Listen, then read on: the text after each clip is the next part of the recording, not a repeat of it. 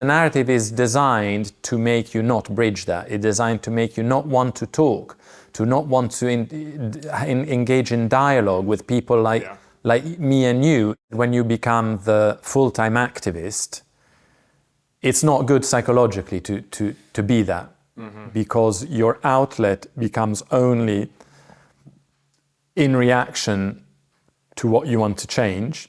We are destroying the sort of hysteria about we are destroying the planet will implode and will be a ball of fire if we don't stop being human. Yes, so that article that I was mentioning, that was basically, he told David Gilmour that, and then it hyperlinked to another article.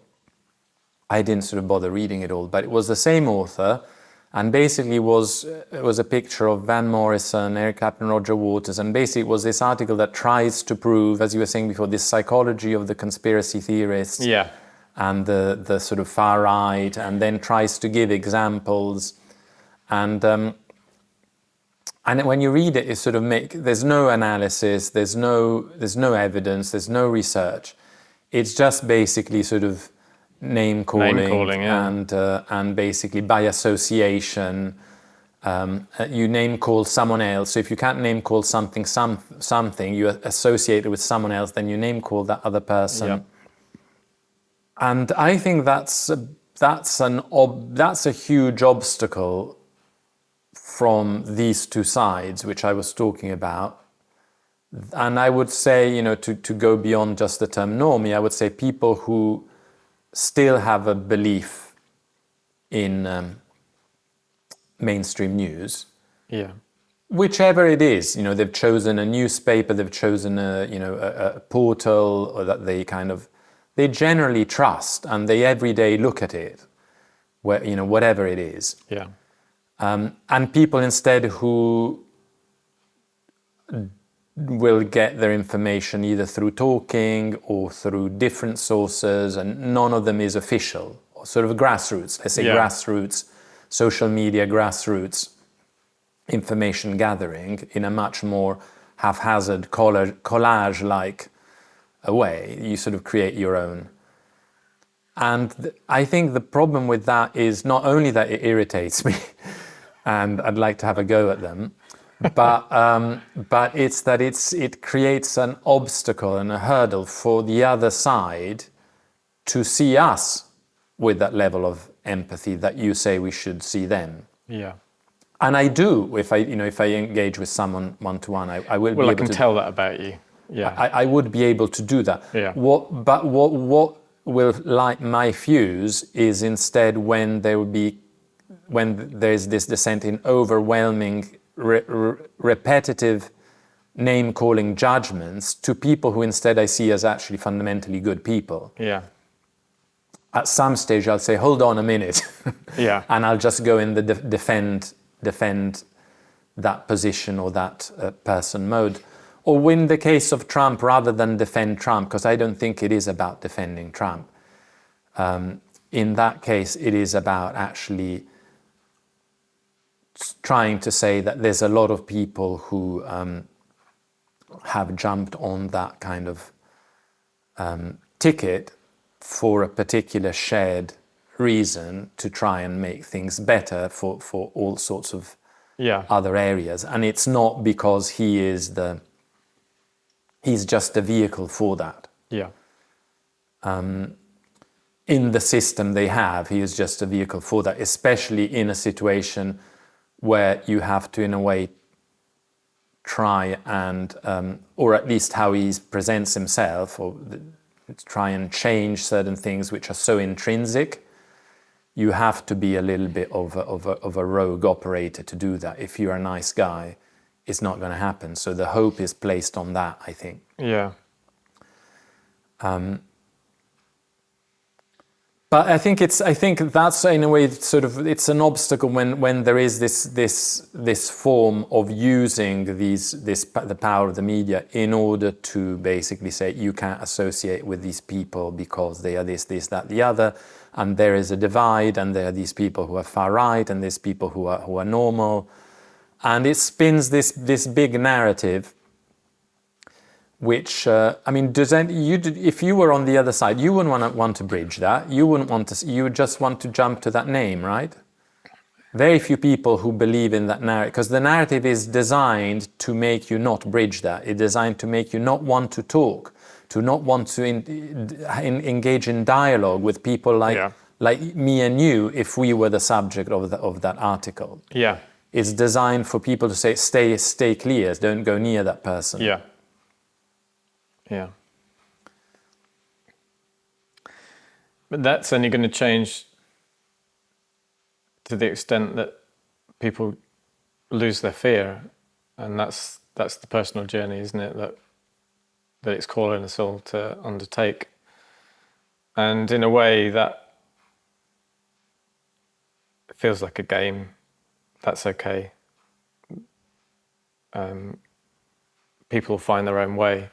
And I going back to that sense of when I was younger and feeling like I had to change the world, I had to change someone's mind. And I picked up on it with you. You described something very similar. That kind of evangelical almost sense of, I have to convince this person that 9/11 was an inside job. And if I convince enough people today, I'll have found my place in heaven and I'll have saved the world. And, we can all live happily ever after. And then, of course, you realize, as you said, I think you can't change anyone's mind, and it's not your place to. And ultimately, I asked the question,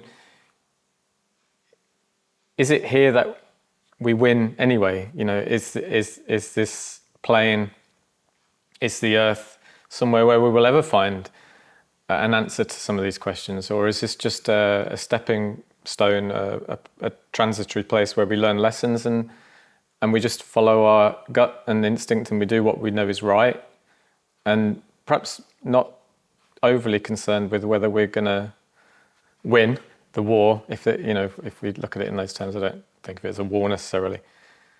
But I know for me, when I started to see things like that, it was a bit of a relief.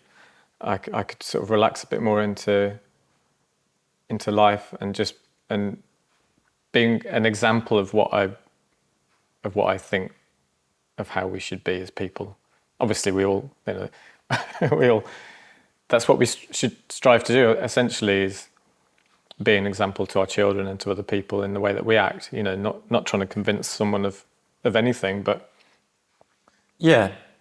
So there's a proximity between what I think is the right thing to do in certain situations, which is the ability to say no to certain things, and the ability to speak the truth when it's dangerous and risky, because if no one does that, then things only get worse, which is kind of the argument of Matthias Desmet in The Psychology of Totalitarianism, which is if nobody speaks the truth out of fear, the system becomes more totalitarian and more intolerant, until basically people are eliminated physically, and that is not a nice place to live in or bring up children in. And so you kind of feel that you've got, from that point of view of the Desmet theory of how to stop totalitarianism, is it's kind of your duty to speak the truth. But that doesn't mean it's your duty to convince other people of your truth. Your only duty is to voice it. If you go along with it, which I think I do with that analysis. It's not to then win the argument. It's not to become evangelical. And I'm not sure where it comes from, this inherent desire that you mention, and I think we probably all have been through it. And maybe, especially when you first awaken to the sort of, I guess what I would call to the brutality of certain aspects of the world, when you first awaken to them, you really want to shake everyone around you, right? Because you're in a state of shock, and you say, see it as well, please see it as well. This is what it's like. And you say, but look at the evidence. This is a controlled demolition. Look at that explosion there. What about building 7, And But it's being in a state of shock that leads that. And then the shock dissipates and you're not in a state of shock anymore. You don't really need to do that. You just voice your own opinion in a particular circumstance where, if now in a way it doesn't really matter too much, I think. But if the world is becoming more intolerant because of that, then you kind of would be more like it was in a way during the lockdowns and during the rollout of the mRNA. Then you need to voice it, but otherwise you don't even need to voice it. It may even not be necessary. So there's a difference between trying to say what you think is the truth and speak your own truth, and trying to convince other people. Yeah. Which it's a position we're also projected upon. So I am told, you always try and sort of impose your view. That is the opposite of what everything else is, what people are being told. And my response is like, I don't try and do that. I just try and basically speak from my center of understanding of what's going on and express that rather than be silent. Yeah. I'm not doing it because I'm trying to react to saying the opposite of what is being said, or I'm trying to convince everyone. I'm just speaking because I think it's important to do that. Yeah. Especially and that's what kind of drives me ultimately, is the awareness that the democratic information ecosphere is undemocratic. So that's what drives me to speak. If the information sphere was totally democratic and there would be just enough people saying one thing, that there would be people saying the other, I probably could just get on with my own work, which at the moment is doing films. Yeah. And I wouldn't feel like I have any sense of duty to do more. Yeah. But because I don't see that in certain areas, especially to do with medicine and environment or ecology, to not use the word climate, because I think that's already part of the trap. The psyop is to use, once you use the word climate, you're already psyoped, because it's not really shouldn't really be about that. Right. There's not a balance out there, and that's why I sort of feel like it's important to speak about it. But yeah, it's good to drop the sense that you have to convince people who have no interest in being convinced about anything. Yeah, it makes life easier. And but it's also the other side of that it's easier to do that when, like you've got your painting. For me, I'm focusing on film, mainly film right now. You've got something else that you actually want to do. Because there is, instead when you become the full-time activist, it's not good psychologically to be that. Mm-hmm. Because your outlet becomes only in reaction to what you want to change. Yeah. And so there's a level of anger there that ultimately will not have enough positive outlets. Yeah. And it will become the snake that eats its tail. You end up becoming that person that finds controlled opposition everywhere. Yes. That is intolerant of any people who either say that viruses are not real, or that say that viruses are capable of being infectious. Whatever way you choose, you become intolerant of the other because you become the professional full-time activist, and this negativity only feeds more negativity, and ultimately you get angry at everything, and that's what I think was Robin Malone called, or was it, who was it called it? Maybe someone called it the purity spirals. Yeah. That this anger becomes more and more purity, and anyone who doesn't see it in such a pure way as you is excommunicated, and they're not worthy of the group. And in a way, there was a period where this was really taking off in the so-called freedom movement, where everyone had to go along with one particular view, or they would be excommunicated. Yeah. And again, that's different to saying, I've got my own view. I may feel strongly about my own view. Yeah. But that doesn't mean that I need to excommunicate all the others. I may say why I believe that that one view is strategically potentially more damaging in building bridges than the other. So you may be able to have strategic thoughts, but at the end of the day, I'm going off and I'm thinking about a film which has got nothing to do with that ultimately. Yeah. Whereas if you're only doing that, you're going to bed with that anger, you're waking up with that anger, you're going to lunch with that anger, and you find it very difficult to step away from it. Yeah. And that's what I think sort of, people who have gone through it, so-called sort of slightly veteran activists that have found new dimensions. Yeah. They will know that, and they will share that knowledge. But I think people who are new to this, who maybe still in the state of shock and awakening, Yeah. are not necessarily fully aware of this. And then you create this controlled opposition everywhere. Yeah. And that's not to say that the first thing I would do if I was trying to control all these movements is to throw some controlled opposition in there. But I think maybe these days they are maybe not necessarily only people as such, but they are narratives. Yeah. They are sort of memes. They are Yeah.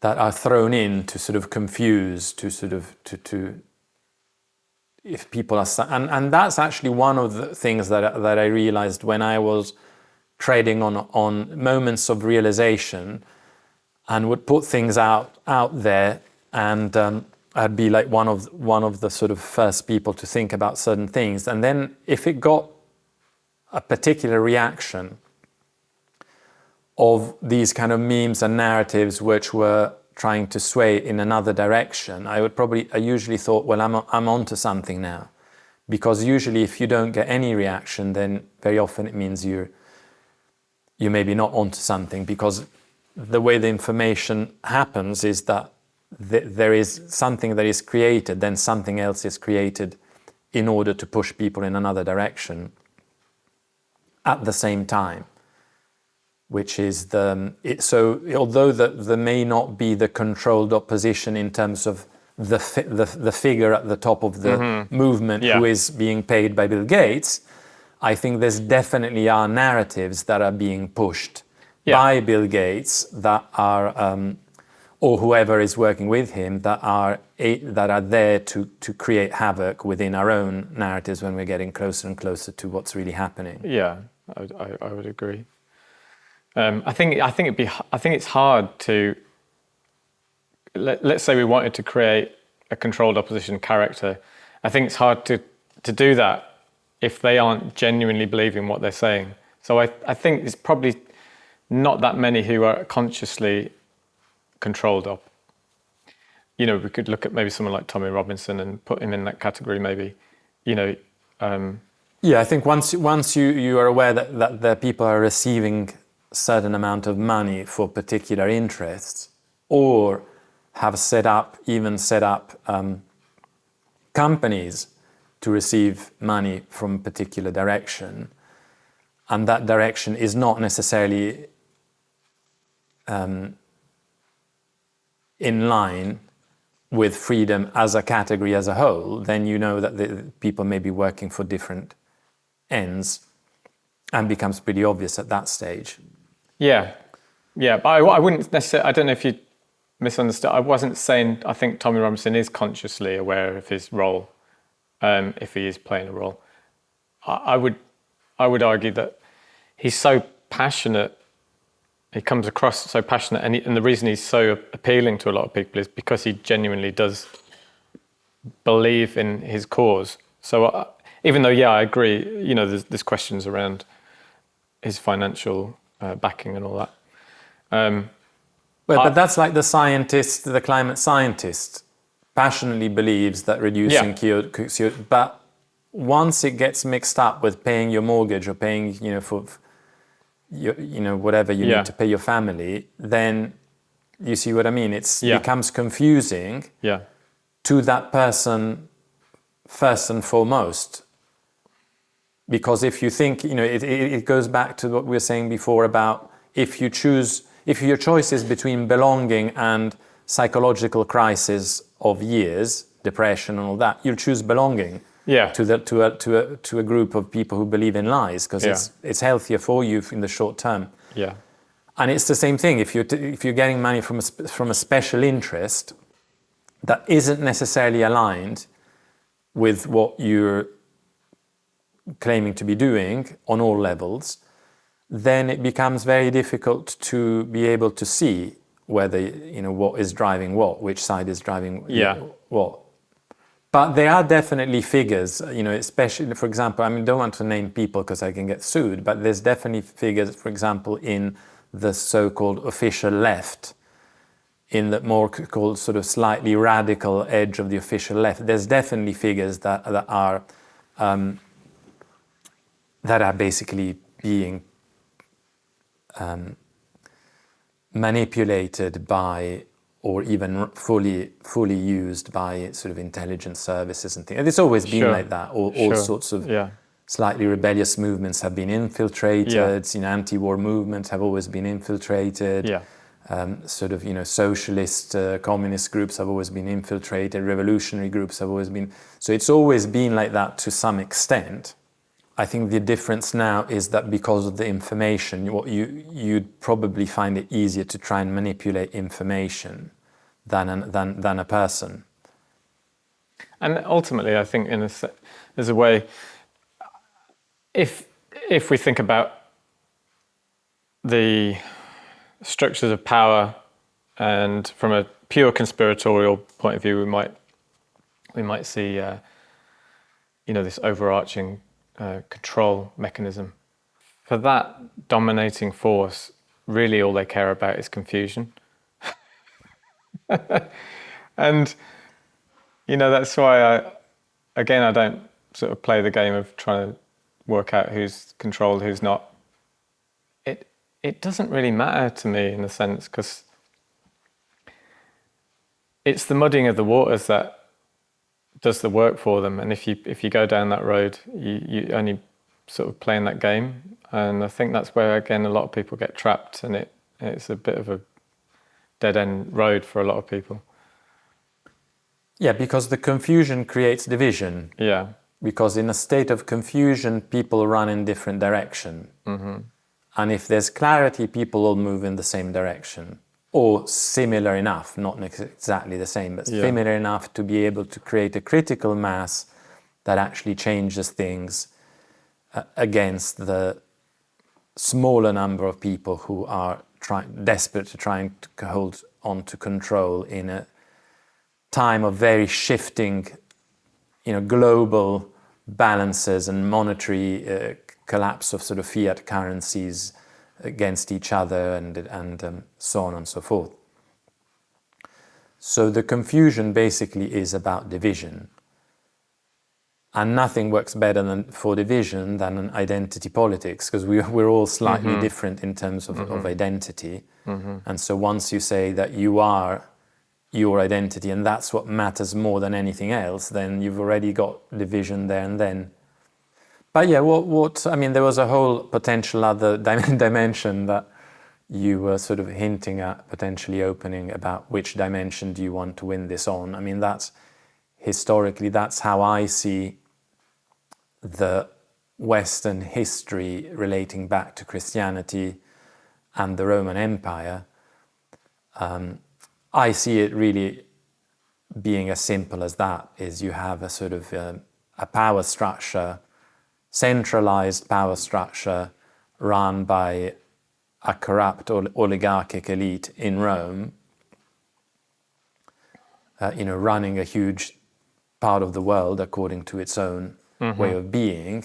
That is the evolution of what had happened culturally up until then, through all the systems they had studied, so Egyptian, Greek, Etruscan, and anything else they encountered of other other ways of being. And then there is a different playing field.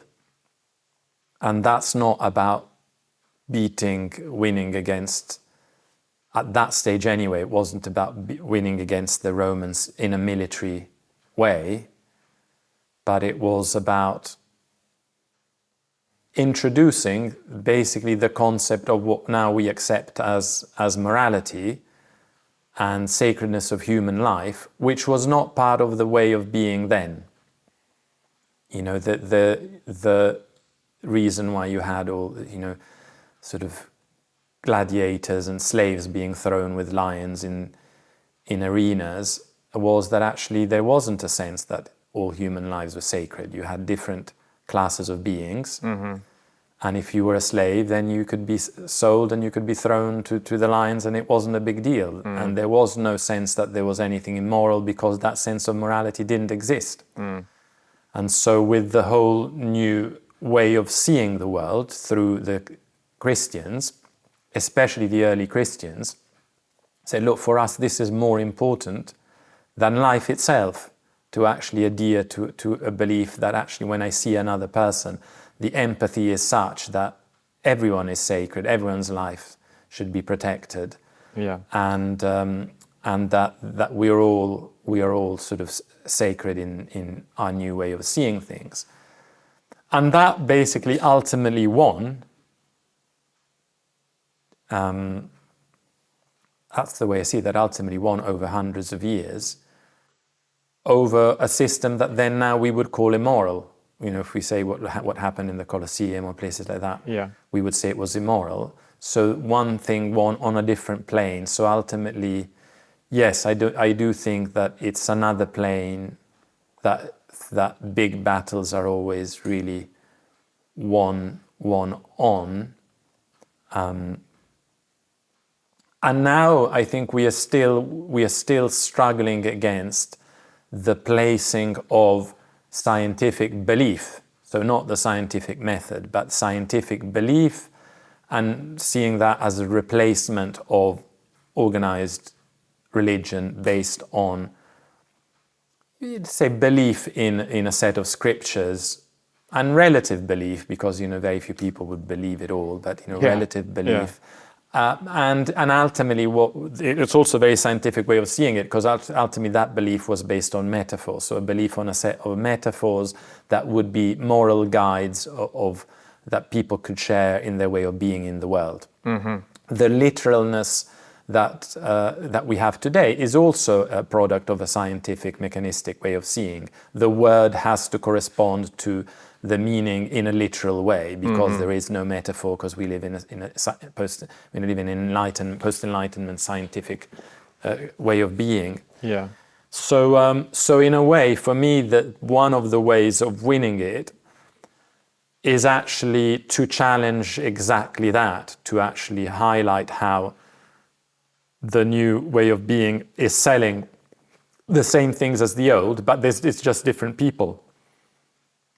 You know, the system saying that you will be saved by science. The planet will be saved by science if you reduce CO2. You shall have, maybe not eternal, but a long life if you adhere to the principles of contemporary medicine taking and injections called vaccines. So it is really the same thing.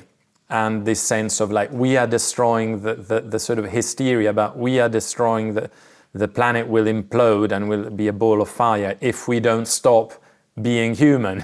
If we have an inherent guilt about living, and if we don't stop traveling and having a good time and going on holiday, the planet will self-destruct. But in a way, kind of inherent guilt that was part of a religious way of being, of original, kind of misinterpretation of original sin, which wasn't really about that anyway. But now basically all of these elements have been simplified, trivialized, and applied to science and medicine.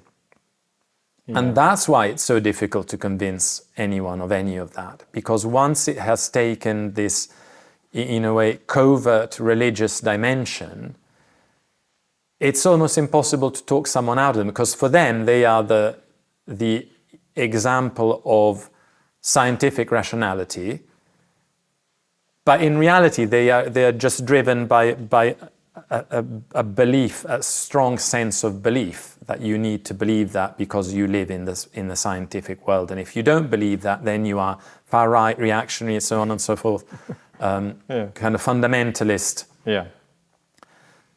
Which actually they were. I think it was in the latest Almodovar film with Tilda Swinton. I think Julianne Moore. There was like it was from, I guess, a very sort of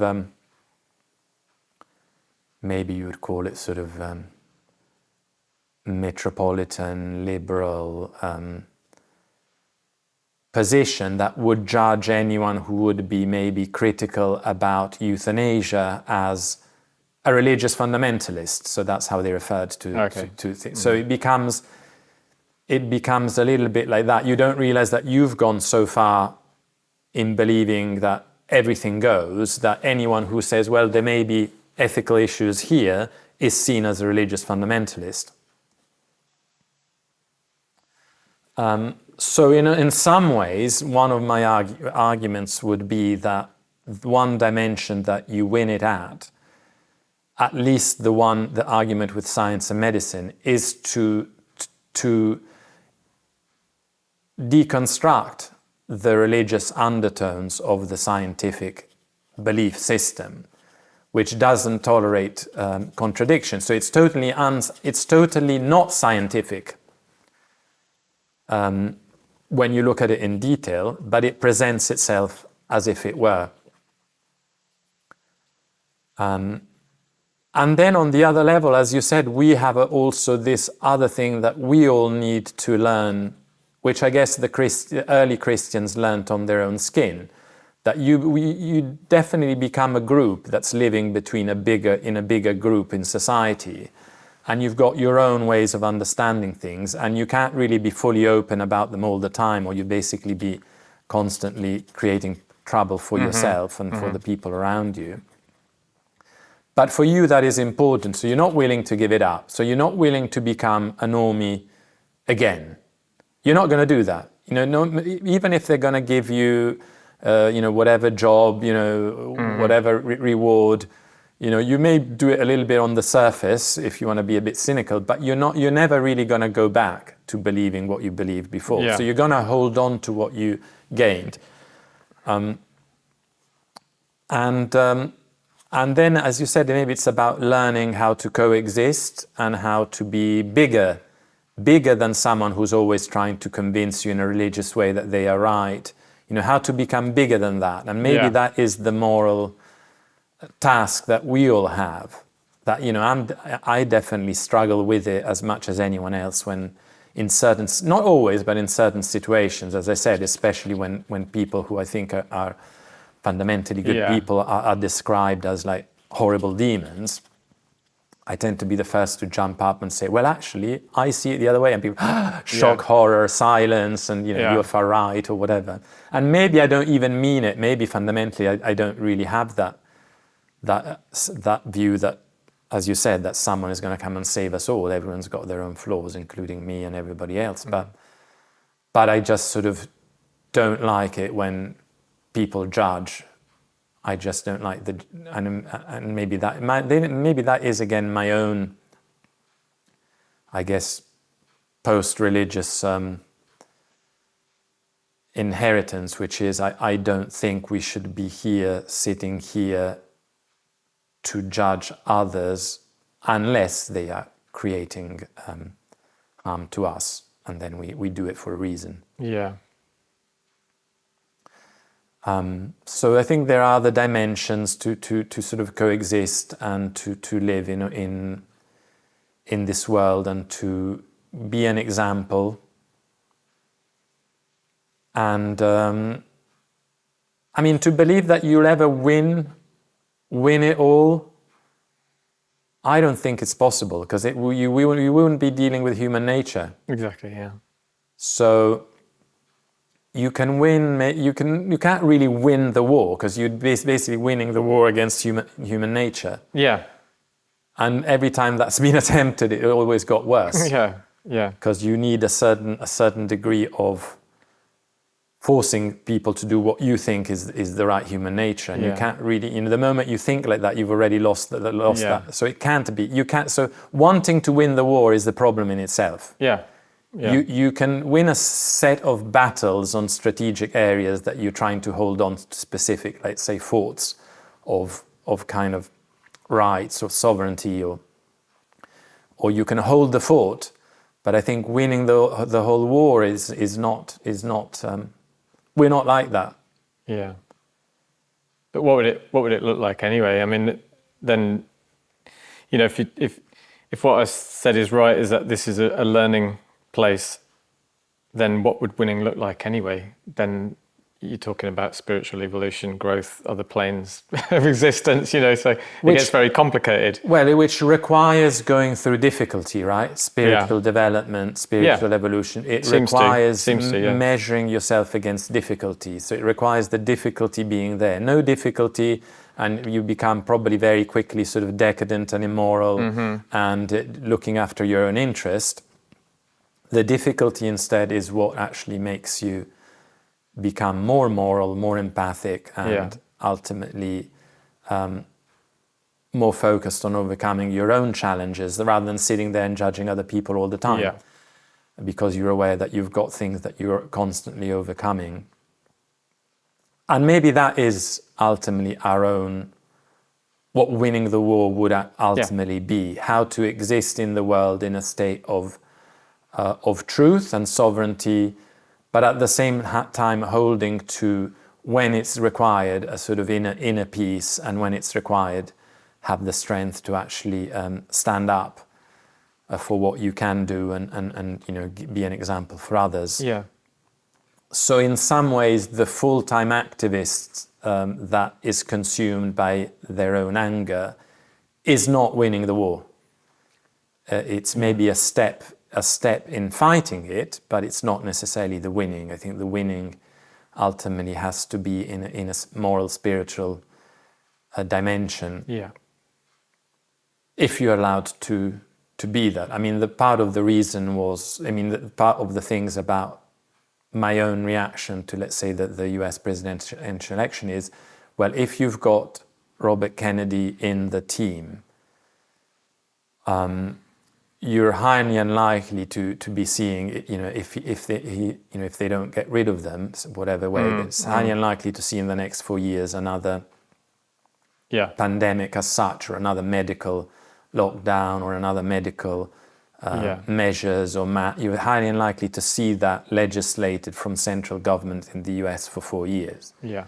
And that's already quite a lot, because otherwise you could probably be expecting one coming quite soon, which they may try anyway, but it may not have the teeth it had under the first Trump administration or under the Biden one, if Robert Kennedy is in it. And obviously he wasn't there the first time round. Sure. So that's already a kind of form of battle that seems won. If you were fighting it, that you're probably quite pleased by thinking, well, it's not going to be as easy to have someone who wrote a book, the real Anthony Fauci, to pass another one in the next 4 years. And then there's the whole issue of the other aspect, which again, it's in big contradiction with the background of human rights and what I consider the real lesson of the beginning of Christian culture over the Roman pagan one, was that the whole issue of the never-ending wars in order to profit certain few people and few companies that own all the arms manufacturers and that want basically constant war. Yeah. And that's a huge moral dimension, which, I mean, we've never really seen the back of it either. Since the beginning of culture, one of the first things that we remember is war. Trojan Wars, So one of the first things that we remember in how we define it, isn't it? By in a lot of ways, how we define it, how we taught at school to define time, history. It's all about the history of the war. Yeah, everything is always about that. And so, but even there, we had got to a stage where saying, okay, well, let's accept it.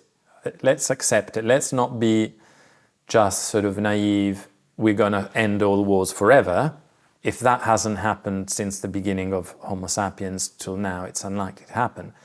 But at least let's try and stick to certain rules about it. And therefore, we had the Geneva Convention. Mm-hmm. You've got legitimate targets and illegitimate targets according to who is fighting the war and who is not in a specific territory. And again, we see that if you are able to shock people, like in 9/11 or October 7th, and push a particular narrative onto them and get them into that emotional survival state, you can then pretend that none of that exists. Mm-hmm. And then it becomes a matter of debate with any old person who says, well, actually, I think that it's justified because this and this and that. And so all the collective work that was done in order to get us to a stage where it's okay, if it has to happen as it does, then at least let's manage it so it's least harmful to people who have really no choice in it, have nothing to do with it, apart from living there, is again up for debate, like your right to bodily sovereignty was up to debate when it came to sort of, going to a concert or going. So ultimately, the pattern throughout it all is always the same. The pattern is to use the current technology to convince people that they have no established rights when it comes to their bodies, medical emergencies, military emergencies. They have no rights. And in order to show them that, we will force our hand and we will activate a situation where they don't have rights. And we will make entire countries or areas be the example of that, so that people, in a way, even lose the belief and the hope of that.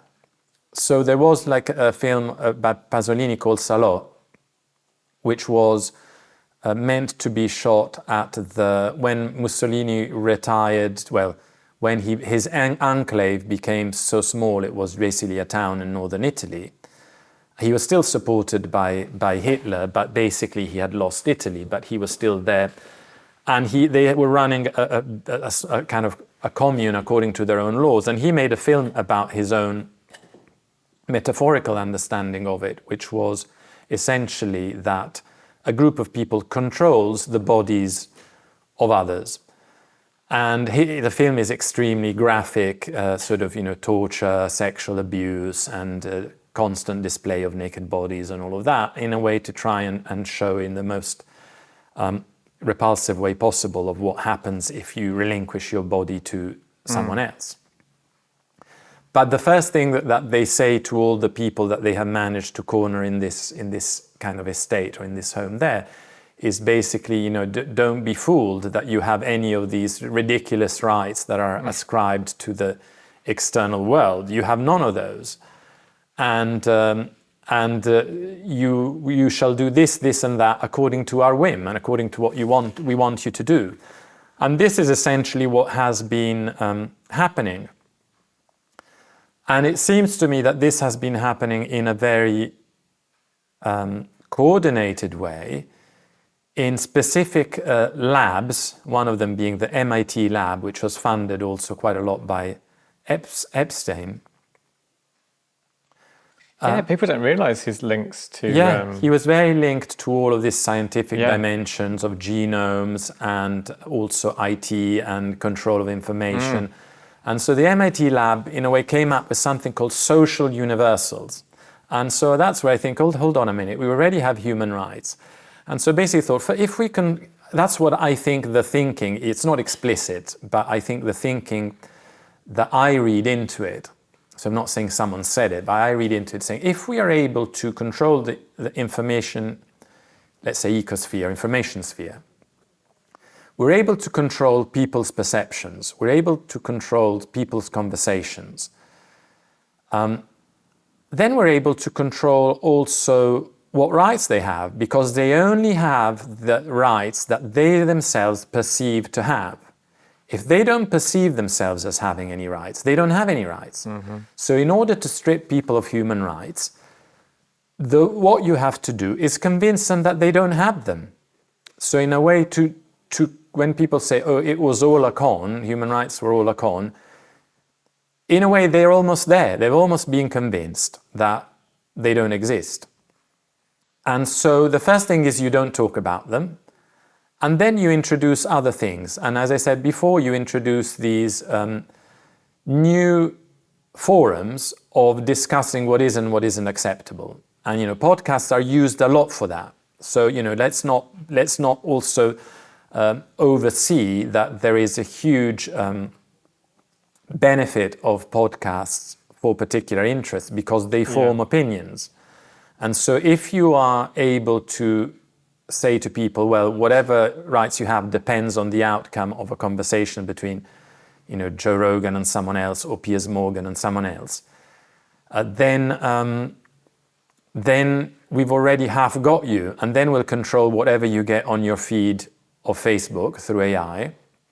And before you know it, you will actually be arguing, and I've had reasonable people, argue with me positions which are completely for the overriding of other people's human rights. Mm-hmm. I understand what you're saying, but if a government believes that there is an emergency and they will save people's health by doing this and that, then absolutely they should be able to tell people to have forced injections and to stay at home. Absolutely, they should do it because they're saving everyone else. Mm-hmm. So people will argue things which completely overrule, October 7th. Well, if you're going to defeat Hamas, then absolutely, because they are the human shields, then absolutely you can kill any civilian you want for your military objective. So if you were to say, well, actually, that's not what we as a world have come to. We've come to certain conclusions that say that. Well, that doesn't matter anymore, because as a group, you control through AI and social media and through these podcasts a view that it's okay. And then before you know it, you become the person whose human rights are being stripped, entirely stripped. But again, that only works so far as we accept it. Yeah, and that's why everything ultimately is about perception and is about narrative.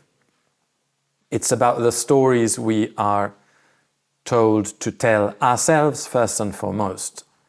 And that's why I think if, forget about winning the war, but if we want to have any chance in any battle, the first thing to do is we need to look at the words we're using. Mm-hmm. Because that's where sort of the kind of cognitive armies are placing themselves, in the words that we use all the time. And because talking is what we do in a way to counter what's happening. Then there is the other phenomenon which we haven't really talked about, which is the phenomenon of being aware of what's going on, but saying, you know what, it's going to sort of resolve itself anyway, one way or the other. I'm just not going to bother. I'm going to do my thing, and I'm just going to do what I enjoy. I'm going to do my work and things like that, which is tempting. Yeah. I find it tempting as a position, but I'm just not able to be that person. Although in some ways it would make sense. What do you think about that? It's not an option though, is it really? But I know people who do that. I know people usually it's people who have quite a lot to lose. Right. Rather than gain. So maybe ultimately there's often a equivalence of gain or lose, which includes one's own self-worth, one's own self-esteem. Yeah, I think that's a big part of it. Can you sleep at night? Are you comfortable with how you've acted during the day, when we know that there is suffering, there's great suffering in the world being caused by all manner of things, it's not an option just to ignore it. How we deal with it is that's what we're talking about. That's the whole nuanced debate. But it's Are not. you ever tempted to just? No, no, because that's what I mean. It's not an option, is it? I mean, for some people, maybe it is an option, but for most people, it just isn't, because we're hardwired. I think it was interesting. I was talking to Jackie Devoy about it, and she was sort of quite self-deprecating. She's saying, I think of myself as a selfish person. And yet she's doing all this advocacy work for people who have had families killed by the state. And she said, well, it's not because I'm a good person, it's because I just couldn't live myself if I didn't do it. I was like, well, that's the same thing, isn't it? Yeah. It's like, we're just hardwired to interact with the world, and maybe at a certain age we just go, okay, I've done my thing, now I'm just going to chill. But that's a different stage, I think. I think that's what Bob Dylan is doing. Maybe. But, I was a big Dylan fan, but I think once you're 80 plus, I think it's fair enough. You may.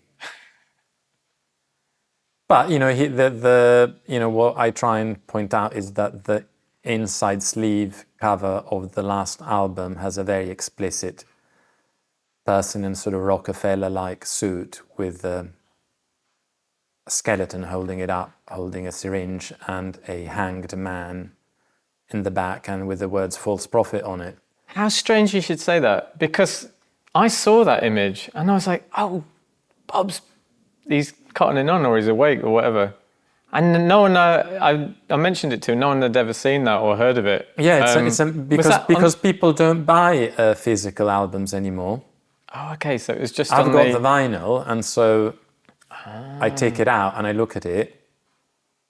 Interesting. I saw that image and I thought, I'm never going to be able to find that image again. I didn't know. Right, so I know where to look now. It's the inside sleeve of the last album. Okay. And so there's knowing how much artists put awareness into the artwork for their albums, he's definitely put it there for a reason. You would think so, wouldn't you? And even if the songs were recorded prior, because usually the songs are done prior and then the artwork comes last, by the time he put the artwork, he was definitely aware enough of what's going on to put that with the writing "false prophet," which again, when you listen to the song, you kind of almost think maybe it's not about that, but the artwork does say that there's an awareness that is possibly going on. Yeah.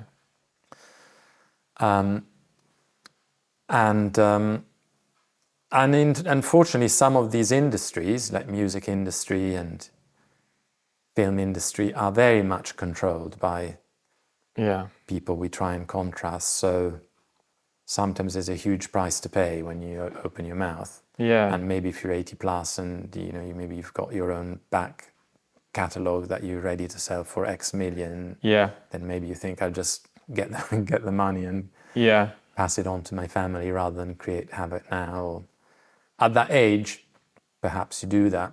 Yeah. But some don't. So some don't. Clapton and Van Morrison, Ian Brown, they would be the three that spring to mind. Yeah.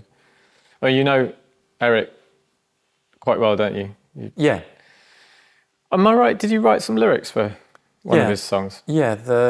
Now there's the digital version of the album that's come out a couple of weeks ago. The album's called Meanwhile. And the first song is called Pompous Fool. And the second one is Heart of a Child. And he had asked me to help him out with the lyrics that he had started. And I did, which I think in some ways maybe helped him from the pressure of doing both lyrics and music. Right. So when he asked me, I started thinking about it, which and writing things down, which did two things. One of them is he was sort of thought about it musically because he didn't have pressure on lyrics. And second thing, he would enter a race with me that we would do together about getting the words right. So it would speed him up. Okay. Because he knew I was working on it at the same time. Yeah. So we would send it to each other. And so in the end, I helped him with the lyrics of the first two songs. And actually in Heart of a Child, I even chose his guitar track because I'd heard one. Then he had put another one on the song, and I got off my lane and risked telling him which of his guitar tracks I found did it more for me and for what reason. Yeah. And in the end, that's the one that was used on the song. So are you a musician yourself? Are you a songwriter? No, I'm not. I mean, in these songs, I really only worked on the lyrics. But I listened to music a lot. As I said, for me, listening to music was for a lot of people what podcasts are today. I still haven't really made the shift too much. I read, and that's probably my old academic hat on. So I'm able to read quickly, read diagonally. But I'll watch things if someone say, well, this was very good, then occasionally I may watch something as well. Yeah. But I was more the kind of person that would get a record and just listen to it on repeat. Yeah. Until I really got what the music was like and really became part of me. Were you always a Clapton fan? I was a Clapton fan in the Unplugged, MTV Unplugged period. I really liked the simplicity and kind of, in a way, Zen-like feel of the playing and singing and the paring it down in the Unplugged record. Yeah. My favourite Clapton is with the Blues Breakers. Yeah. Yeah, but then I loved John Mayall. I thought he was a fantastic. Kind of underrated, I suppose. He doesn't get much of a mention. Yeah. Yeah, did he? I think only recently he was inducted in the Rock and Roll Hall of Fame. Just very recently, shortly before he died. Yeah. Yeah. Well, later I think what happened was that at that period of the Unplugged, I was slightly alternative as a character. So, used to paint and be into the arts, but I wasn't really, I wasn't driven by rebelling against the world or the dominant force in the world. Mm-hmm. But more recently, as I sort of uncovered more and more what was going on, I guess from 9/11 onwards, but recent decade or so, then I became more and more rebellious. Kind of my reaction was, I'm not just going to sit here and take it. Yeah. I'm going to sort of speak about it, and I'm going to risk coming across as the weird conspiracy theorist that says that what you're told is not true. Yeah. And so when I became more in that, and especially more recently, I guess since I sort of met Eric, then I instead veered towards more the rebellious spirit of his Cream period. And I found that some of that energy in that music was doing what I was trying to do in the sort of truth speaking. Okay, yeah. But it was doing it through music. Yeah. But that I kind of felt I had a strong feeling for that energy and the talents of all three of them. Yeah. Of Jack Bruce as a composer, and Ginger Baker as a drummer, and Eric as a sort of guitar virtuoso, and a fantastic singer as well.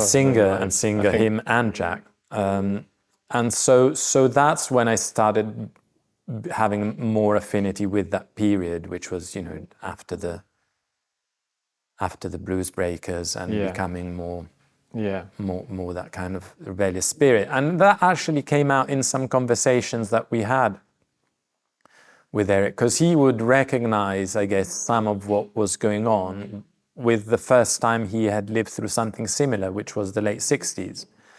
So the underground sources of information, like underground media, where you've got the official media saying something, and then you've got the underground saying something else. And then having being appreciated in a sort of group of people, and then everyone else not. And then at the time in the late '60s, it was called normal, and now we call them the normies. So there was these kind of different groups.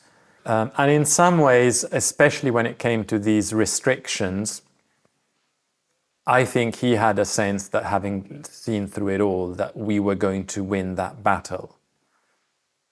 That because there were enough of us, and we were making enough noise, we were making enough even cultural production, whether it's through that he had, having seen it partially won already before, that he believed that this one on that level could be won as well. Defiance Records, bringing you the best music from the movement. Ramise's Never Give Up and Mad Mix's You're So Right, available now as a double A side on Defiance. And Raw Milk Conspiracy bringing purpose back to music with their latest single, This Is England 2024, and their brilliant debut, Misinformation Whore. Plus, now is a fantastic Ballad of a Toolmaker song from Trevor John. All available from Defiance Records, the Freedom label. He did what he was told to do back then, and that's how we got the number 10. And in some ways, I think we stopped the worst of it. And I think if we had, talking back about whether you should speak out or not, I think if we hadn't collectively spoken out and done whatever we all could, we'd be risking that we'd still be in a sort of form of digital ID going into a coffee shop. I remember when there was a stage where you had to scan the NHS, that kind of app, that you had to say what your status was, and there was a real sense that next thing you'd have to go in a shop and you would be scanned at the entrance, and there was a real sense that also you're being attacked for not wearing a mask, because that was a little bit more like Donald Sutherland in The Invasion of the Body Snatchers, where someone pointing at you and screaming if you're not wearing it. Every single time you go to the shop, there's anxiety. Who am I going to end up fighting with today? Yeah, my son loved it. He misses those days. Oh, yeah? Yeah. Tell me about that. Can we go shopping? Oh, here he is. And there we go. What was happening? What was happening then? Yeah. What did he like? What did he? I think he just enjoyed the fun of it all, of the drama. Oh, the drama. So I started showing him right at the start of lockdown, when we realised we were having to deal with authorities. A friend recommended a channel called what's it called? It's Auditing Britain. Okay. And he'd go around and he'd film police stations, and just sort of encourage interactions with the police by doing something legal, but seeing how far it would go. And I think he won a few cases. He got arrested and then took them to court and stuff. So the auditors have sort of, and a friend recommended, he said, well, watch this, because we realised we were going to be dealing with the police, and it took some of the fear away. For me, it massively changed. I'd recommend it to anyone who's dealing with the police, to watch some of those audits and see who you're actually dealing with, and not in a dismissive way or a derogatory way, but the reality of who these people are. They're often well-meaning, often naive, but I showed them to my son. He was about 8 or 9. They're okay for children to watch, and he became his own auditor. So as we were dealing with the police, he'd often be filming it. In fact, he's in the. Was he? It just appealed to his sense of adventure, I think, and an innate sense of authority, sovereignty, and he's homeschooled. So the idea of someone telling him what to do who wasn't his parent is it's just alien to him, really. So, but yeah, I kind of miss them. In fact, I know a lot of people who think fondly of those times where it was quite simple, wasn't it? We weren't divided so much. It was what I call the honeymoon period, where we all came together and realised there were lots of people who also thought we shouldn't be putting up with this nonsense. And we had a good 6 months to a year of just, it was a love-in, really. We were meeting up in Brighton every week and having a sort of festival party in the park, running away from the police and all these kind of things. And it was, we actually got arrested. I got arrested here at the studio. We had a gathering. I ended up getting arrested, and that dragged on for about 4 years. It only just ended recently, where it got thrown out. It wasn't in the public interest to continue it. I just kept it dragging on for so long that they sort of gave up in the end. There's something fun about those times, you know. It was clear cut. You could see people who were wearing a mask. You knew that you weren't on the same page. It was kind of clear cut, wasn't it? I mean, I was exempt. You're right. I was exempt. Yeah. So once I remember there was a London Design Biennale. Okay. I think I took my son. And every single room, there was, you know, whoever was ushering that room or overseeing, you'd go in a room without the mask and someone would come basically walking very quickly towards you. Right, yeah. And then in a relatively polite way, saying, you know, kind of to wear a mask or something like that. And I decided that by stage I had enough of talking, so I just had the lanyard or something. Okay. So I would just take it out and just kind of, with a smile, kind of show something like that. And then they would back off. So it was almost like magic, showing a crucifix to a vampire. Yeah. I know other people have described it the same way. And every single room, it was the same thing again. If someone walks toward, or like a video game, someone kind of walks towards you, and then you show that, and then you kind of have to do it in every single room. Yeah. And I think here we had the ability to do that, but it wasn't like that in some other places, like in you know, in places like Italy or maybe even Germany, or very different. Yeah. You'd basically be arrested or beaten up, or you'd have, or you'd get into big arguments because no one would accept the exempt status. Yeah. So I got in a big argument in you know, when we showed the film in Venice, in the ferry in Venice. I got into a big argument with a lady. I mean, did you find it very easy to keep your? I mean, you seem a very calm person compared to me with these things, because when people... Well, you seem very calm, but I think probably both of us have a non-calm side to us. Yeah, I kind of was always a little bit apprehensive when you had security people at the entrance of like supermarkets or markets. Yeah.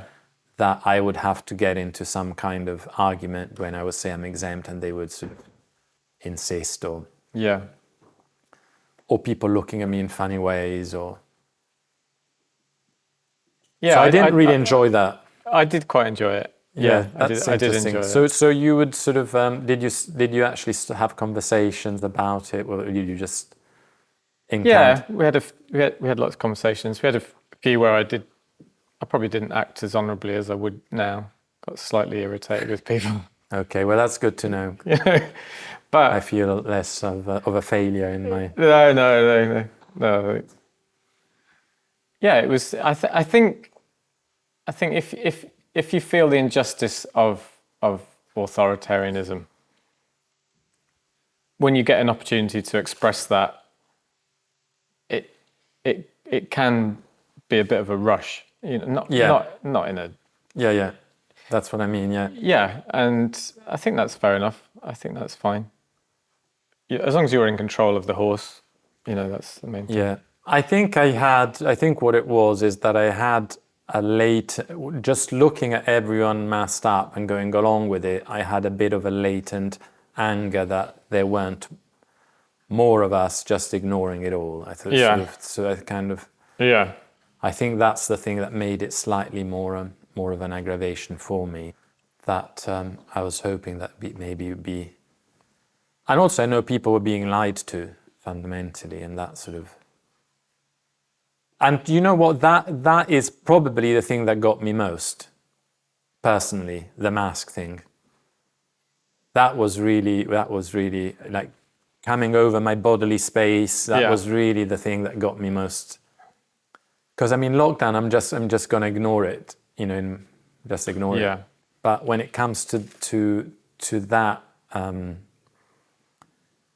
it's more difficult because you get always questioned and looked at. And well, there's a point, we can all be rebels up to a point. you know, and everyone has a different level of tolerance to that. You know, if someone's literally pointing a gun in your face, then it's a different thing, and that's a personal thing, isn't it? On how far you go, how far you take things, what battles you prepare and to also fight, who you are with, whether they're prepared to sit through and back you up, you up, or whether they'd rather you didn't do that. Yeah. Well, one of the reasons when I got arrested and de-arrested here, one of the reasons I gave my details, which I probably would have liked not to have done, is because the people around me were getting very upset, and they were young, and you know, that it wasn't right. It wasn't a battle that I wanted to fight at that point. The negatives would, you know, outweigh the positives. Because if you don't give your details, then they would have taken me. They take you for. They would have taken me. They've taken you, and then you have to give it once you're in the police station. Well, no, not necessarily. No, I mean, you can. I know people who have held out and then been released. So it's possible not to, but that wasn't something that I wanted. So it all becomes almost like almost certain that if you don't give them, you get into the police station, and once you're in there, unless you really hold out, give them. You probably end up giving them anyway, possibly, because you want to get out. Yeah. So I guess one next thing happening now, probably I don't know what time the video will be released, but there's the new inheritance taxation that's being levied on farmers that seems designed to get them to lose their generational farming businesses. That's obviously quite a big deal, because once you control the food, you control pretty much everything. And we also don't want to be fully dependent on a corporate-owned supermarket, because they can decide one day to the next that to enter you need some kind of digital ID, and you want to almost have enough farmers out there. And so there's the whole issue about them protesting, right? And when there's a big demo, isn't there, in London? There's a demo coming up, because that's the other film that I was asked to help out with. Was the one that was called River of Freedom. River of Freedom is a film about the stage in New Zealand when there was no jab, no job mandate. Okay. That's when Jacinda had got it to that stage. And I like the way first name terms.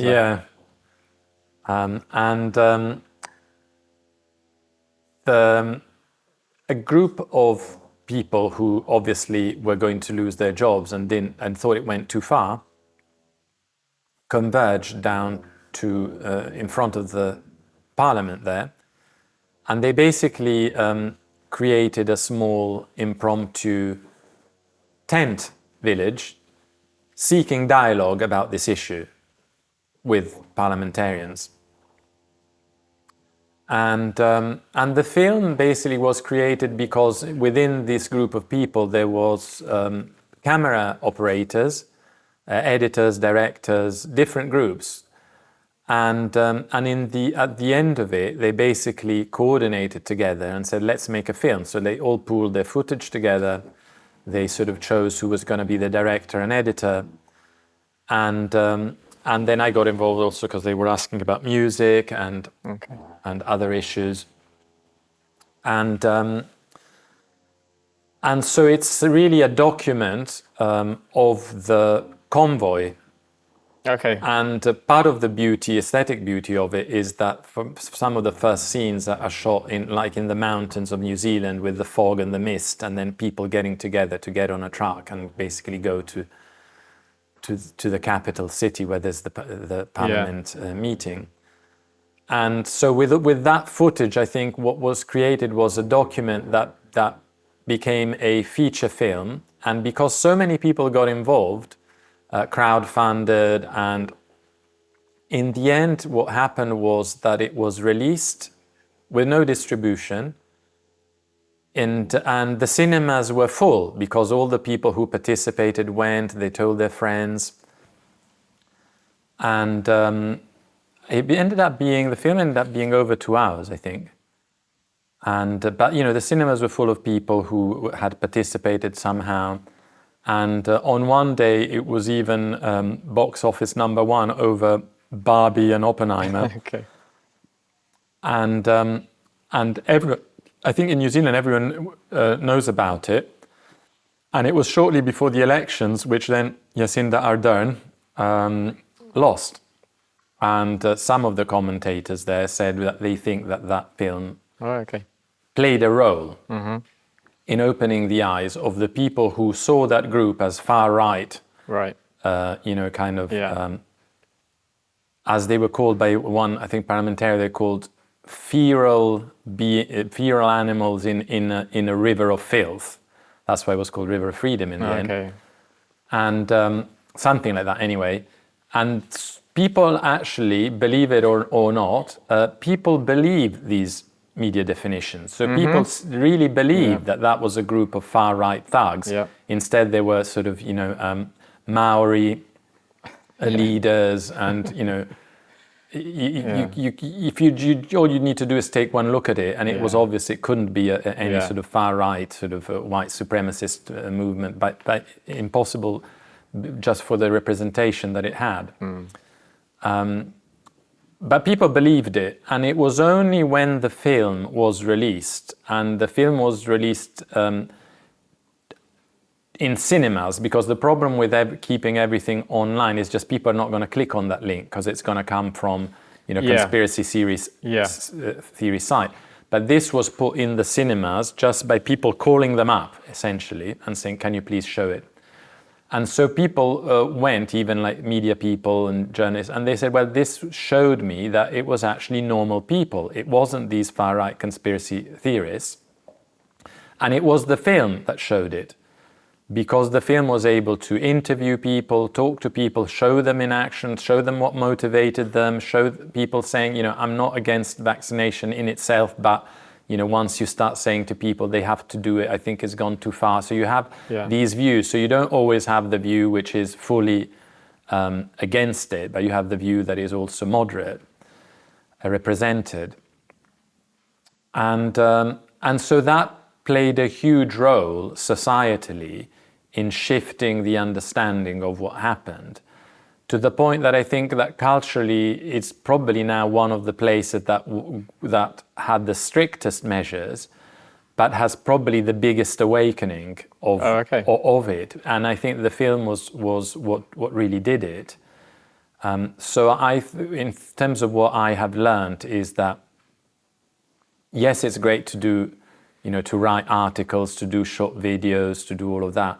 But if you can put it together and package it as a feature, it can have more legs. If you sort of see, some of the scenes are almost artistic, because they can be very beautiful scenes as well in something which is purely documentary. So once you start to touch that area where it almost becomes like a document, but not just a documentary, but it also has some art in it, I think it can really do a lot. Yeah. And I think ultimately for me that's what can really bridge the divide. Once you find yourself enjoying a song that has a message that you become curious about, or are able to watch a clip of something which is done in a particular way. So I'm hoping that something will come out of the farmers' protest, because that's also potentially very interesting to sort of have a bit of, almost like footage of a particular farm. Yeah. And of the people there who are talking about what you do, so people can really build empathy with these people's work, which is important for all of us. Yeah. The animals, the farming and all of that. And then basically follow that through into following them into a truck, setting out for Westminster, And then, the whole experience of, you've got the bit of the on the road movie, the road movie of the truck going across and stopping and, and what's happening on the way and then arriving. So I think it's, we saw it already with River of Freedom, that the whole thing can be quite filmic if you start at the beginning. I think sometimes what doesn't necessarily work with building empathy is when you only see protesters protesting. Yeah. You want to see the humanity. If you see them as behind. humans before in their daily life, somewhere far remote, then it's much easier to see them as people like you and I, not just sort of kind of angry, whatever. Well, I hope that's what this will be a record of the paintings and the conversations that we're having. That's how I see it. A record of, I'm interested in the people more than necessarily the ins and outs of the political situation, because a lot of us are aware of what's going on. Well, I can tell you, we're interested in people. Yeah, well, if you're interested in people, because I generally don't like to talk about myself too much unless I'm asked. But if you're interested in people, then I think for me, all of the questioning started because in the late 70s, where I was still a small primary school boy, there was a prime minister in Italy that was kidnapped and then found dead. Yeah. And I think the day he found dead, it was my brother's birthday. And so there's these things about these strange things that happen in a kid's life, where generally you would not be exposed to any political thing at that age on your brother's birthday. But if the prime minister's found dead and shot in a car in your same city, then you'd notice that. Yeah. And so that was something which sort of was a little bit strange. Yeah. And then the fact that then it transpired, I don't know how much aware of it I was then, or how much later, if it was shortly after or immediately after, that one of the places where allegedly he was being held, we could see from our balcony. Okay. So it was a street that I could see from a balcony. Probably could see the building if I knew exactly which one. Yeah. And then another story, which was that I mean, I don't remember this myself, but a friend of mine sort of swears that it happened, that we were playing football on a field at school, and then a helicopter came by, like a military police helicopter, asking where that street is. And then the football coach basically telling him, go off in that direction, and then that happening. But that still was not enough to identify where he was. And so basically the combination of all these facts was, they knew exactly where he was, they just chose not to release him. Okay. And the main reason why was that he was trying to unite the political blocs. It's almost like saying someone was going to unite, let's say, Trump and Harris. Yeah. And he's going to be the new prime minister for both sides. Yeah. But the issue with that side is that one side was very close to Moscow, because it was I don't know if it was still called the Communist Party, or the other side were the Christian Democrats. So basically it's almost like unite the Christian Democrats and the communists or the socialists in a sort of coalition government for the whole country. Yeah.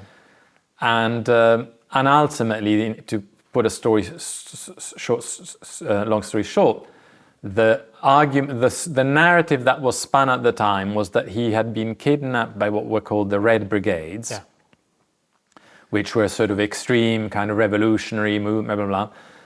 But that didn't make any sense to me already when I first started sort of inquiring, because he was going to put them in government, in a coalition. So it didn't make any sense. But they were more extreme. They didn't want the compromise. And none of that really made sense. Instead, what made sense to me was that there was, that basically NATO, and then it came up through Operation Glen, NATO did not want Moscow to have any link to any coalition of government, because they didn't want them to know anything about sort of NATO's plans or military secrets or whatever they may be have access to. Yeah. And so they basically put some kind of, however they do it, as Mike Eden says, I like when he says it, when people say, how did they do this? He says, it's not my crime. I'm not going to explain exactly how it happened. So it wasn't my crime, but however they did it, they basically used as patsies these, so-called terrorists in order to get rid of a potential coalition with people who were close to Moscow, because that was not in the interests of NATO. And everyone knew where he was, but they couldn't say.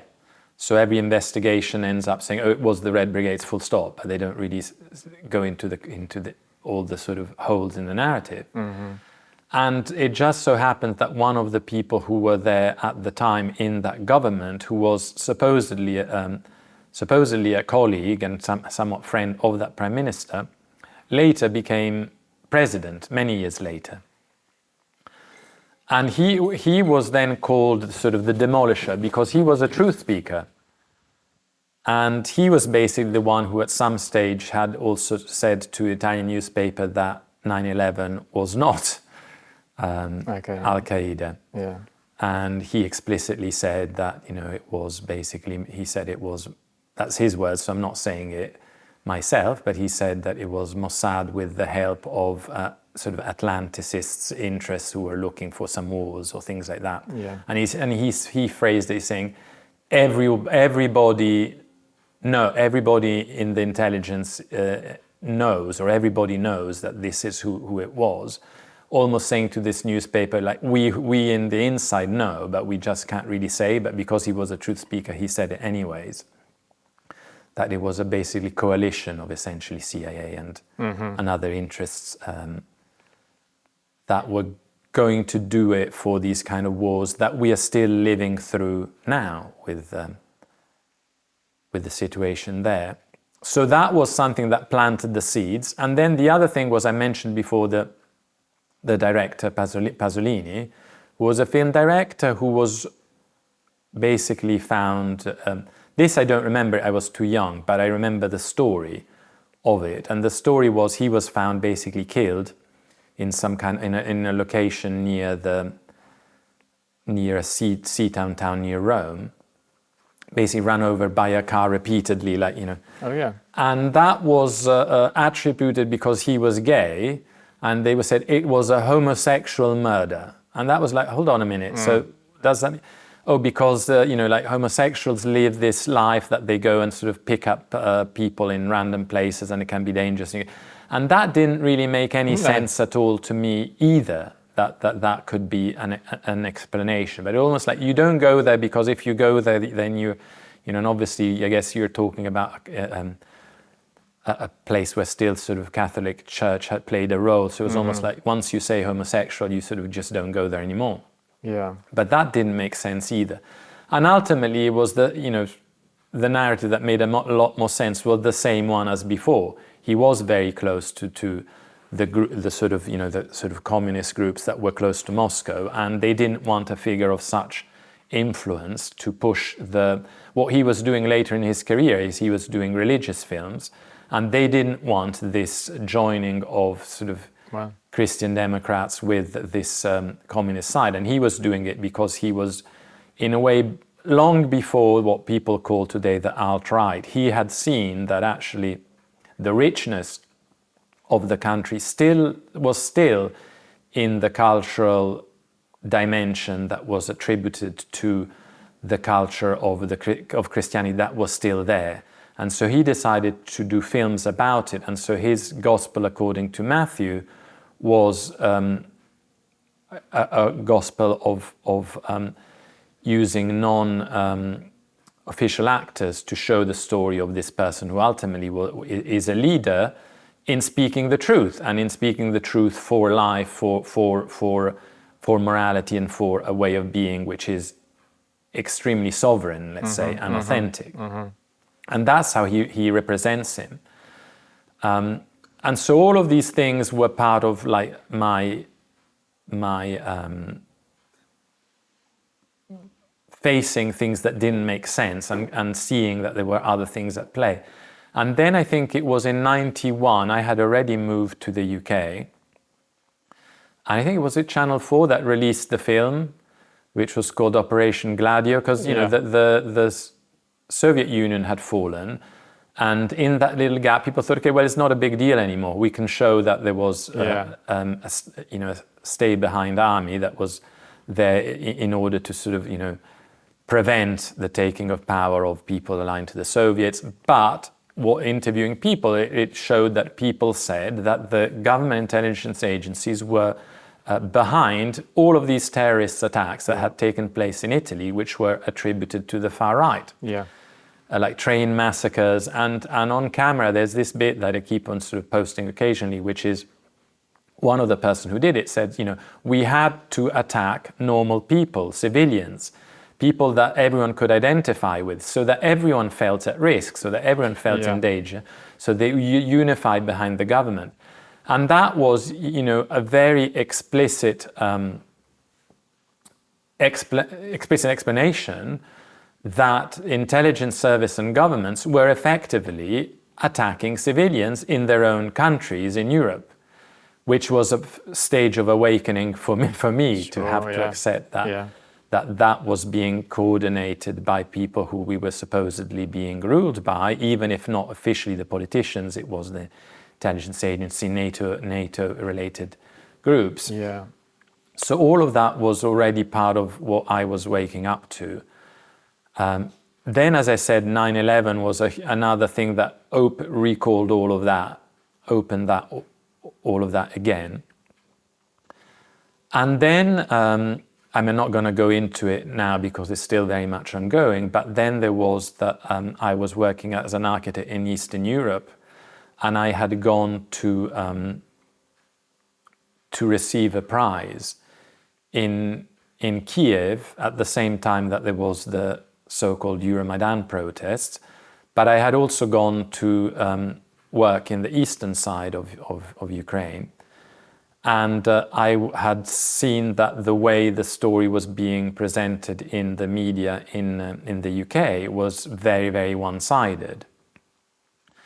And so again, I saw the same kind of thing, a narrative that's being pushed that was eliminating the voices from the other side, and only showing one side as good and another side as bad, and not explaining things properly so that people would take sides rather than explain that, again, there was a huge interest by NATO to expand, which I think there was an article that, maybe it was the Los Angeles Times again, maybe it was New York Times, I think it was 94 article, in which they very openly talked about the lobbying that was done by the arms manufacturing in order to expand NATO, knowing very well that that was going to create a problem because that meant this amount of profit. And that's the corporation speaking. Mm-hmm. That's the sort of, every country then who goes to NATO has to upgrade their military equipment and has to spend 2% on and giving it to very specific arms manufacturers. And that's what's behind it, basically huge profit. And with the hope, in which I call it the hope, that ultimately this leads to a big war and then they make even more profit. And then we've got Afghanistan, when we've got Libya, which I think at the time it was clear what was happening, but we didn't have the mobile, everyone with mobile phones showing like what was really happening. Yeah. And so, I think all of these things would make it very difficult for me to ever believe that an official narrative is just that. It's just an official narrative. Yeah. And when you, in a way, when you say the positive things about lockdown, I think the way I relate to it was that, this is something that I kind of, in a way, knew, but only if it was quite rare to meet someone who was, like, say, a 9/11 truther, let's call it like that. Yeah. And you'd meet and you say, yeah, you understand as well. Yes, I understand. It's almost like a secret thing that you meet. Yeah. And as you say, suddenly with the COVID thing, suddenly you realize that there's so many of you out there and you can all meet each other and kind of. So in that way, there was a big opening, and in some ways you feel, okay, finally I can be myself. Finally I can talk about what I think and what I know, and I don't have to be this sort of in the closet anymore, if you know what I mean. Yeah. So that was about how it kind of all opened up, and everything that happened in a way cross-references to what happened in the past, and then it reopens it up. I think, well, then maybe it wasn't like that. And actually, as you say, we all believed there was a stage, being someone who was a bit of an environmentalist, because of in the architectural world, it's very difficult not to be. But in a way, because also when you come to build things, there is something beautiful about using local materials, for example, about being, building things with things you find nearby. There's something beautiful about it. So you do become that. But so there was a stage that I didn't question the CO2 narrative either. And the COVID really helped me to really look at it more deeply and realize that it was all what I consider all a big con. Yeah. And became a huge speaker against it. To the point that I think most people my colleagues before would ignore me and think that I'm sort of totally lost and I become far right and all of that. But in reality, it just becomes when the lie becomes so evident to you, it's very, very difficult not to speak about it. Yeah. And to me, that became one of the most evident ones there is. The CO2 thing is fascinating because from my personal experience, family members and people that I know who they'd be the least likely to be environmentally minded, and yet they still passionately believe in the CO2 global warming. And I find it fascinating. It's the same when I happened to walk past a local football ground in Brighton, and there was a 6'2" man playing in goal for the local women's Saltdean team. And there was one guy just standing there, and I said, "That's a bloke, isn't it?" And he just came back with, "Well, yeah, but it's equality, isn't it?" And I was like, "Fuck, they've got everyone. They've got like even the people that you think, it's the same with family members who you think, they wouldn't care about a bit of green nonsense, but they're absolutely captured by the whole thing. I do find it incredibly insidious and strange. So when I see one of the biggest critiques from, let's say, the sort of, I don't know what's the right description, but let's say people on the other side of Trump, the biggest thing that they're angry about is that they say he's a climate denier. I say, and Trump, how do people kind of vote Trump when the whole climate is what they call it, sort of climate collapse, whatever they call it, collapse or a catastrophe. How myopic can that be, and all of that. So that's the biggest thing that they've got. Yeah.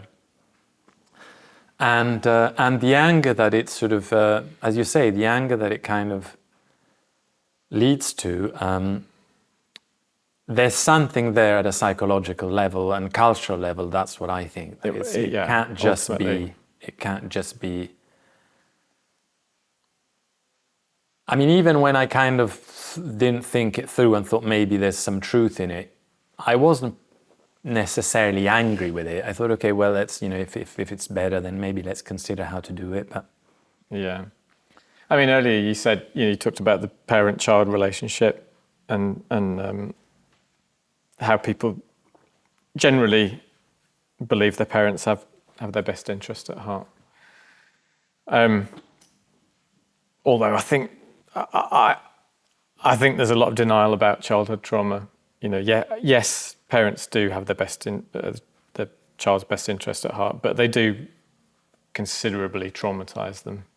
Generally, 95% of the time, to various degrees. And I think that's why people buy into this stuff. So this guy at the football ground, he's buying into it. He's saying, "Oh no, it's, that." He's denying that there's a bloke playing for a women's football team, and you've got working class people who are applauding King Charles because of his, radical green policies. And ultimately, it doesn't make sense. It doesn't make sense on the surface, but it makes sense when you look at it in terms of they need that they're so traumatized, perhaps as children, they can't bear the thought that the government also doesn't love them.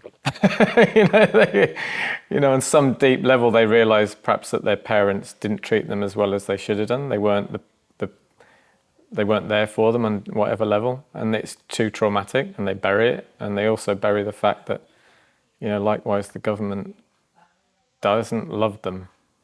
They're just, like you were saying earlier with the corporation movie, they have even if the individuals themselves aren't psychopathic, they have the overall psychological profile of a psychopath. All corporations and governments are essentially corporations.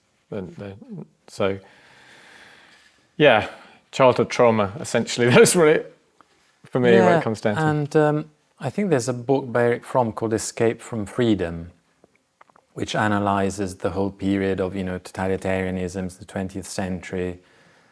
And basically, I think one reading of it is that actually it's not easy to embrace freedom. It's almost easier to escape from it towards something to hold on to, because there's almost like a sort of a vacuum sense in freedom in itself that people don't know what to do with. And so we all need to hold on to something, and in some ways people will escape from that to something. And I do think that it's important to hold on to something which is shared, because that's what creates culture. And even if it's not shared by everyone, I think that's fine. I think this idea that if something can create conflict, then it's not worthwhile, then I think, no, that's not how you actually create plurality, rather than water everything down into sameness. So I think once you acquire freedom, then yes, you probably do need to have something to hang it on, which can create some kind of cultural unity between a group, rather than make it an end in itself, like constant freedom. So I think there's a fear of the void, which is linked to freedom. So it's easier to believe that there is a parent there that ultimately you can rely on. And that parent is in our society, and whatever people want to believe in, ultimately it has been given to the scientific way of believing, which is not science at all. I mean, going back to your film and the parent, the patient-doctor relationship. I mean, now for me, when I think of how disempowering it must be to rely on this external figure of the doctor for your health and wellness, and that must be a horrible position to be in. And I think the majority of people do feel like that. They feel powerless, and they haven't studied natural medicine. They haven't studied what they can do to ensure their own health. So they are at the whim of whatever the doctor says. But for them, it would be terrifying not to be. It would be terrifying to question the doctor. It would be terrifying to actually think, it's my own responsibility. It means I have to question everything. I have to do some work. I have to read. I have to, maybe stop believing that this pill is the solution to everything. And so it's a terrifying set of new problems that you'd rather not have. You got to the stage where you just want to get on with things that you don't want. It's easier to believe the doctor because they've got a nice smile and a white coat, and you think they're a good person. And who am I to, and then, people like me who say, well, actually, none of that is true. And then you get accused of arrogance. So you mean that Mr. Doctor so-and-so, you know more than... So I don't necessarily know more, but maybe I'm more up to date with recent studies because I've actually put time into reading them, whereas they have been they've been digested for them by pharmaceutical industries that have passed on a digested version, which is to prove an argument, which is to sell something. Yeah. Whereas in my case, I'm totally disinterested when I look at it. If there is something that worked, why would I sort of say it didn't? But then you look at it, I'm like the whole cholesterol story, which you then end up realizing that it was all false. Mm-hmm. Mm-hmm. It was all designed to get everyone hooked onto statins, which make very, very little difference to people's longevity whenever it has been tested. Yeah, yeah. And you realize that the whole story that was told, that there's good and bad cholesterol, is false, that cholesterol is something that is going to give you a heart attack. Well, actually, it's something that rebuilds your system, that actually the higher one carries vitamin D, so it's got huge benefits, that if you take these statins, you're more likely to get dementia because the vitamin D gets circulated less, and so on. And so there's so many intertwining things. In a way, the doctor became the mechanic of the body and has very mechanical explanations, and is wearing sort of, the doctor's mechanic outfit, and then you bring your body like a car in, and then they fix it, and then you drive it out, and you don't have to learn how it works. Yeah. Because it's just too complicated. Yeah. Like I wouldn't be particularly good at fixing a car right now, but I could probably learn if I thought that I had to, or I thought if it was, who knows, maybe you'll discover that every time you take the car in the mechanic, they actually mess something up. Yeah, yeah. Which they may do if I think that does happen. And that's another interesting aspect. When I remember this friend of mine was saying, when they were starting to limit cars because of the 15-minute city, they were saying, you can't drive. Yeah. And we were talking about it in my own local group, and a friend of mine was, we kind of concluding saying, people are more likely, or majority are more likely to go out there and fight for their car than they will fight for their own body. Their own body, yeah. For their own body. Yeah. So I think that's more likely, because it's, you do see it as something that it's fairly straightforward, whereas the body is too complicated, so you leave it, you more likely to delegate it. Yeah, and I think the conditioning is stronger. We've had more conditioning rammed down our throats in terms of the NHS. Yeah, the NHS and just general healthcare, that it's been stolen from us. Our health is something that we're not responsible for.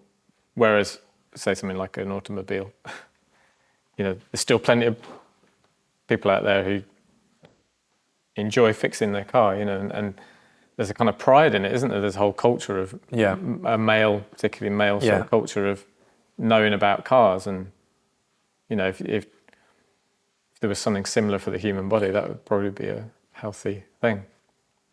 But I'm guessing they'll potentially eradicate that before too long, or at least try. Sort of that love of travel and freedom and.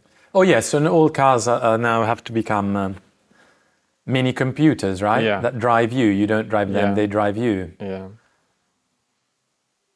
And when it becomes fully integrated, when you're sort of, whatever you use to drive, your navigator becomes fully integrated in the car, then they can do anything to it, right? Yeah. They remote control it. That's what 5G is about. It's about information going in real time in two directions. So you're not just downloading, they're uploading at the same time as you're downloading. And that was a military technology that was used precisely to do that. And so the idea that you have huge businesses that are really interested in the speed of your connection, where they're interested in the speed of extraction of data from you and real-time data. So if you are what they deem a troublemaker, then they can even sort of in real time decide that your car needs to drive into that tree. Sure. And be able to do that without anyone knowing what happened. Yeah. Real-time surveillance, which was also part of the whole pandemic preparedness plan. It was all about real-time surveillance. Mm-hmm. So do you think there's a risk of becoming too obsessed about all of this dimension and forgetting the balance of the beauty in the world? The Sufi saying is, be in the world but not of it. So I guess that is the way. That seems like a rational approach to it.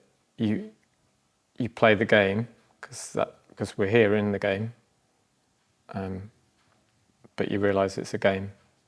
I mean, I use that metaphor with my son.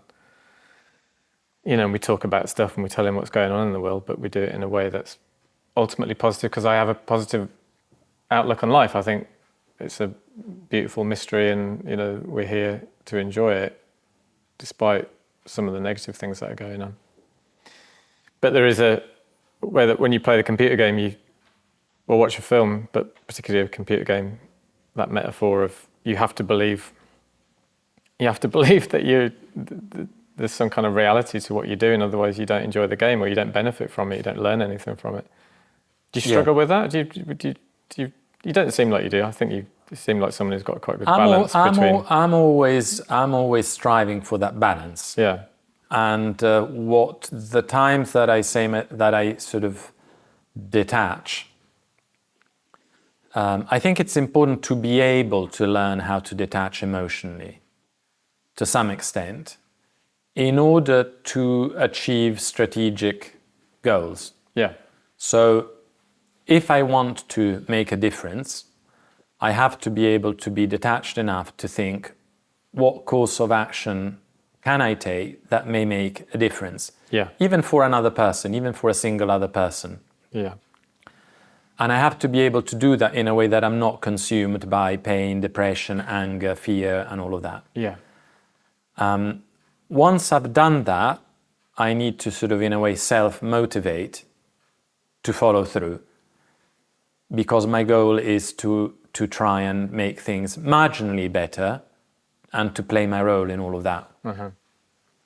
So it'd be counterproductive if I was clouded by constant sort of emotional turmoil about what's going on.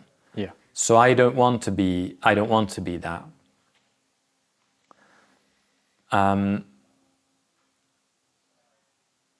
But at the same time, I do have a belief that if you're able to think it through, if you're able to use whatever tools you've got at your own hands, whatever your strengths are, I do believe that we all have a capacity to shift things to some extent. And therefore, to not do that becomes difficult to live with for me. Yeah. So as you say, that for me is being in the world, is to not be so detached that I'm aware that what's happening, but I tell myself, anyways, it doesn't make any difference and it's counterproductive, and I may take risks, so not. Yeah. But at the same time, to have a daily balance and centeredness, so that I am able to think like that. And I think those two things are renewing every day, from like waking up in the morning and in my case, sort of practicing yoga, which is the one I do as a form of moving meditation. Yeah. Finding my center, then going for a walk in nature, whether it's a park or it's and then finding a center in the world, in the physical world as such, seeing the sky, seeing some greenery, or in this season orangery and grey and brown. And finding all of that back in order to start again. Yeah. In a state that every single day is a fresh journey. So what I don't do is I don't try and accumulate 4 years of this kind of what has happened on my shoulders, so that it then becomes too much of a weight and I want to run away from it. Yeah. I think every day I wash it off to a point where then I can start again from afresh and say, okay, what is today about for me? Yeah. And some days it may be that today for me is not about thinking about any of this, and some days it is, for me today is really addressing that, this narrative is totally fraudulent, and actually I have a sense that I can say very clearly that how this works today, and I'll just say it and then move on, and then feel that satisfied of having played that part, and then move on and go and do something which has nothing to do with that, perhaps. And that's sort of being of the world, and then being not of it. Every day, I think every morning I sort of become not of it, and I abstract myself, and then I go back to it, and then sort of a bit of going to it and going away from it regularly. Yeah, and we have to love and look after ourselves if we want to be productive and contribute. I feel really bad for the people who are suffering, whether it's vaccine injury, whether they are being starved and bombed in Gaza, whether there are Israeli hostages being in a tunnel for a year now. So I feel very bad for all of them, whether they are even the ones who are fighting a war, whatever led them to do that. Yeah. So I feel very bad for all of it, and I feel the injustice in all of it strongly. But I'm also aware that I can't change all of that. Yeah. And I'm also aware through the having learnt on my own skin how difficult it is to live that on a daily basis. So to be looking at the images of war all day, how damaging that is psychologically. Yeah. And how ultimately it would, I think it sort of renders you immobile and kind of abject from everything. You're not able to function positively anymore if you do that. So I'm aware that although I feel that injustice, I have to limit my exposure to it. Well, it's a very unnatural situation where we are exposed to so much suffering in these short bursts through a screen where, like we said earlier, the subconscious treats it as reality. So you feel this pain, you feel this suffering, your empathy kicks in, and yet you can't interact with it. It's the other side of a screen. So, if we go back generations where we lived in a small community, any suffering that we saw, we'd be able to interact with, we'd be able to help. If we were drawn to something, if we heard of something, it was within a certain area we could travel to and we could help. And now we're inundated by suffering that we can't actually do anything about. And not only that, we don't ever really fully understand the reasons why that suffering is happening, other than on a basic human level. So, for example, we might see a war, but we might be thinking, well, that war goes back to 2014. Someone else might be thinking it started in 2020. So what's the solution? We have different solutions. We essentially want the same thing, but our solutions are going to be different based on our intellectual understanding. So it's confusing on so many different levels, and which is why I think it is really important to nurture one's relationship with truth and reality, that we can actually experience.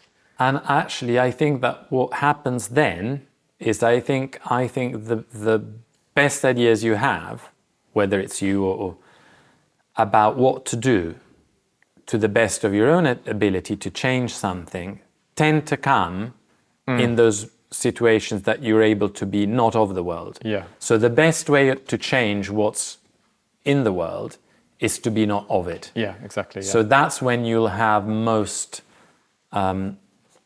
awareness of what the best course, or what your calling is ultimately. What your calling is to participate in this in a positive way. Yeah. It will be when you are able to go away from it. Yeah. And if instead the closer you go to it, if you can't do what you said, if you can't exercise empathy in the here and now, which isn't just sort of clicking a button and sending some money or something like that, which is also not really going to do it on an empathy level. No. Then those intuitions will come when you've managed to be elsewhere.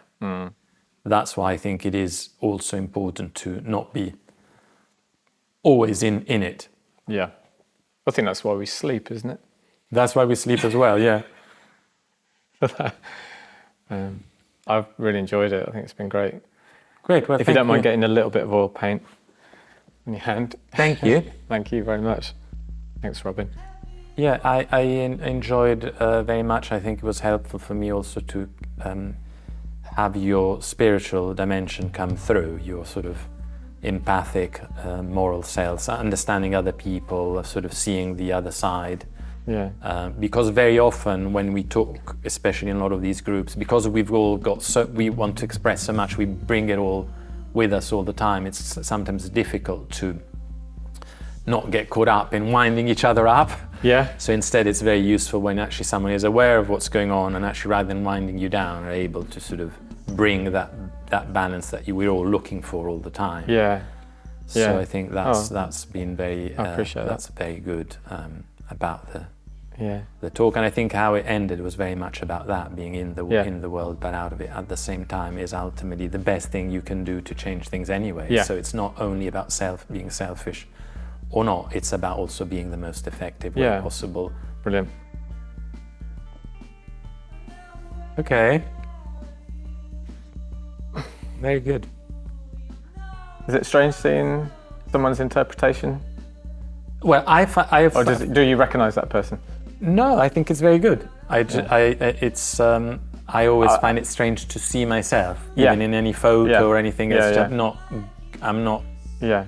I've always been like that since I was a kid. Like I've avoided mirrors and things like that. Yeah. I like very much the painting and. Thanks. So well done. If you'd like to buy signed prints of any of the paintings from the series, you can go to jakefern.com or go to jakefern.co.uk to see my personal work. You can message me about the possibility of commissioning a portrait for yourself or a loved one. We also have Righteous Brothers work available in unlimited and limited edition prints.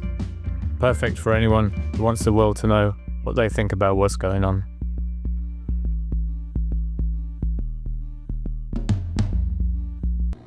And I was so saddened that what was about to happen, and it was going to change everything as I knew it. And life would never be the same again. They could, and hundreds have lost their lives because it's a cartel. It does say in scripture that knowledge will torment us.